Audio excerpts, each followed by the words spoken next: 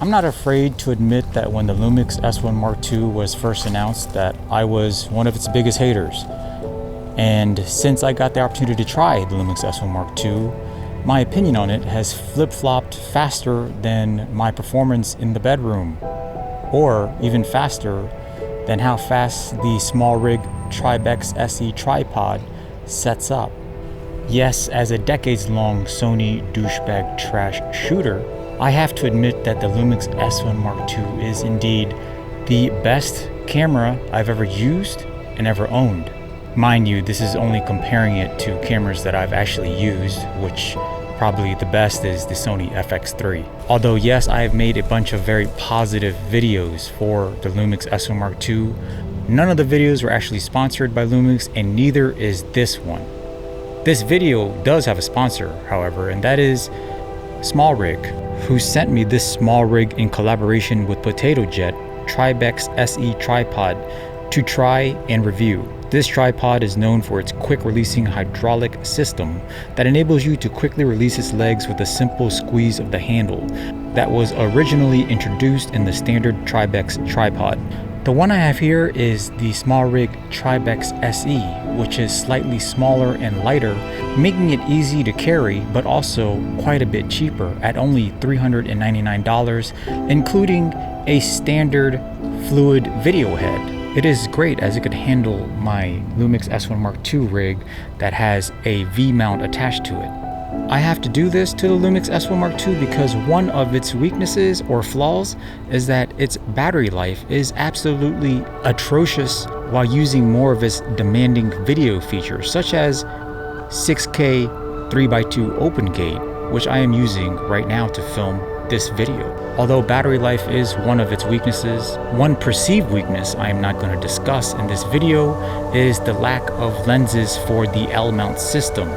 I went over this extensively in another video, which you could see here. In my opinion, the L-mount system has plenty of lenses to fit all of your needs. Some of you may think one of its weaknesses is its autofocus. I found for video the Lumix S1 Mark II's autofocus is incredibly fast with reliable as well as incredibly sticky autofocus tracking, even in tough run and gun filming situations like weddings.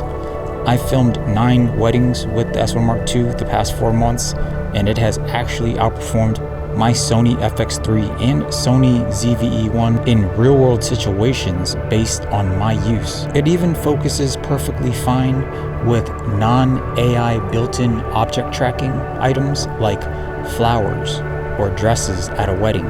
The autofocus has absolutely outperformed all of my expectations of what a Lumix camera is capable of. Speaking of filming weddings, this is another situation where the Smallrig TRIBEX SE is perfect for. With the quick releasing legs as well as professional level stability, it is perfect for any situation that demands speed and efficiency while setting up. The Lumix S1 Mark II's weakness isn't low light performance either, as I found due to the 6K sensor and finer noise on a 4K timeline, at ISO 12800, its footage is actually better with a lot more detail than the second base 12800 ISO in the Sony FX3. Although I have not experienced its overheating issues in my professional use, I guess I would have to mention that it is one of its weaknesses because other people has had issues with overheating. Maybe the fact that I haven't had issues with overheating is because I purposely avoid situations that may lead to overheating, such as using CF Express Type B cards. I also don't have to film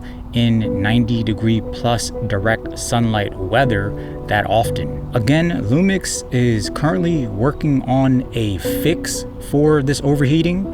I'm assuming they're going to release a firmware update pretty soon, and it's quite possible that at the time you're watching this video, there's already a new firmware available for the Lumix S1 Mark II, S1R2 to fix the overheating issues. However, this whole overheating situation does lead into one of its other weaknesses, which is the CF Express Type B card. Yes, you could dual record video using the CF Express Type B card as the main card and use the SD card slot as the second backup card.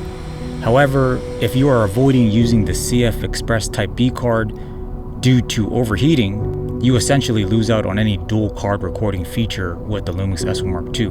The other weakness of the Lumix S1 Mark II, and this is only when I'm comparing it versus my Sony FX3 experience, is its 120 frames per second shooting in higher resolutions.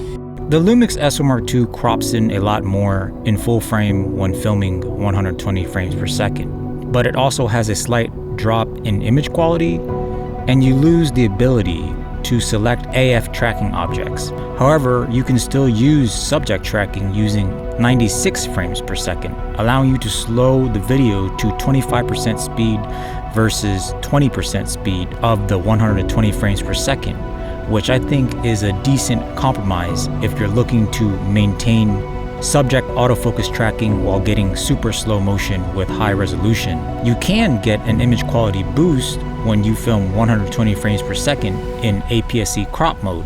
However, all this said, I don't really use 120 frames per second enough to care about it. Instead, I film with 60 frames per second open gate 3x2, which is a feature no other camera within its price range can even do.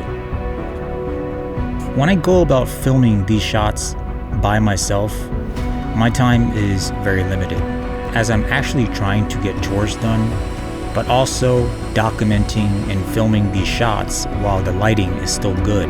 Thankfully, using the Smallrig TRIBEX SE Tripod, not with just its fast quick release legs, it's also incredibly easy to get low angle shots by simply unscrewing the hook at the bottom of the center column, taking it out and mounting the camera upside down.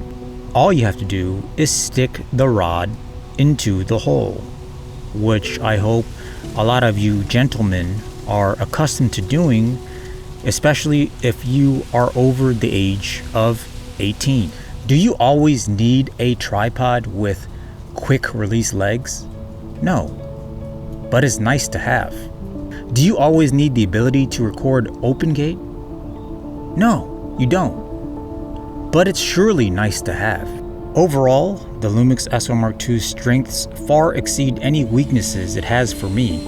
It has, obviously, the best video features in the market, but also has excellent build quality and ergonomics. A mechanical shutter that can close to protect the sensor, and a fully multi-angle articulating screen that is 100 times better than any Sony screen I've had the displeasure of using over the years. This makes manual focusing when needed with the Lumix S1 Mark II so much easier and convenient, as I don't have to use an external HDMI monitor. Speaking of external HDMI monitor, it is a bit of a disappointment on the Lumix S1 Mark II. Using an external HDMI monitor with the Lumix S1 Mark II causes you to lose autofocus subject tracking when using 60 frames per second or higher with the higher resolution modes, which is basically the 5.1K, 6K modes in 60p. There's also quite a bit of latency using HDMI, especially if you're also recording audio into the HDMI. I have not tried it out myself, but I heard if you disable audio output through HDMI, the latency gets a lot better. One thing that doesn't lag at all is, again, the Smallrig TRIBEX SE Tripod. When time is always scarce in the projects I work on, being efficient is obviously a necessity, and the Smallrig TRIBEX SE is quick to break down as it is to set up.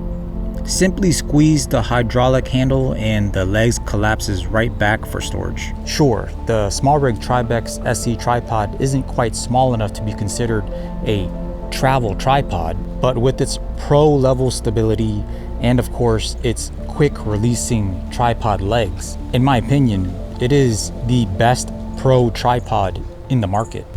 Just as the Lumix S1 Mark II has its weaknesses, to me, it does not change the fact that the Lumix S1 Mark II is the best camera I've ever owned and used for video work. With that said, I hope you found this video interesting and insightful. If you're interested in buying the Smallrig collaboration with Potato Jet TRIBEX SE Tripod, the links are in the description below. Please subscribe to the channel, like the video, and until next time, lighten up. Hey man, that available for sale? Yeah, it's available for $500. Oh my god, that price, it Trad, how about $200? No thanks, bro. No, man. I give you $300, cat. No, I just recently posted it up, so I'm in no rush to sell. Price is pretty firm. I find much cheaper online on eBay. Where is it for sale for that price?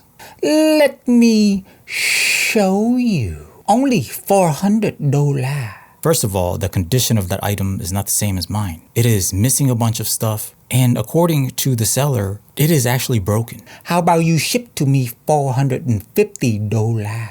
Alright, fine. I guess I could do $450 ship.